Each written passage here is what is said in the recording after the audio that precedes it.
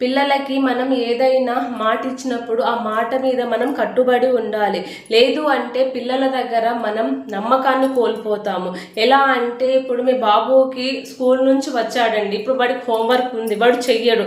అప్పుడు మనం ఏమనాలి బాబుకి, నాన్న నువ్వు హాఫ్ అన్ అవర్లో హోంవర్క్ కంప్లీట్ చేసేసుకో, కంప్లీట్ చేసేసుకున్నాక మనం ఇద్దరం కలిసి పార్కుకు వెళ్దాం, పార్కుకు వెళ్ళి ఎంజాయ్ చేసి వద్దాము అని చెప్పేసి మీ అబ్బాయికి మీరు అన్నప్పుడు అబ్బాయి ఎక్సైట్మెంట్ తోటి ఆయన హోంవర్క్ మొత్తం కంప్లీట్ చేసేసుకొని మన దగ్గరికి వస్తాడు.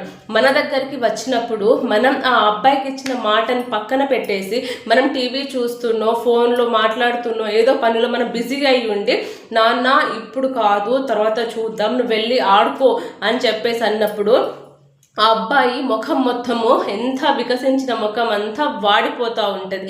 కాబట్టి మనకి ఎంత బిజీ ఉన్నా, మనకి ఎంత ఇంపార్టెంట్ వర్క్ ఉన్నా పిల్లల కంటే పెద్ద కాదు కదండి. పిల్లలకు మనం ఏదైతే మేము చెప్తున్నామో అదే మనం చెయ్యాలి.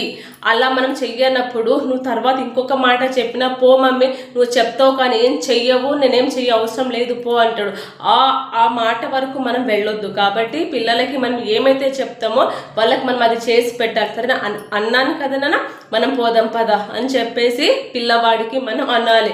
పిల్లలు ఎప్పుడూ కూడా కన్సిస్టెంట్గా ఉన్న పేరెంట్స్ని నమ్ముతూ ఉంటారండి.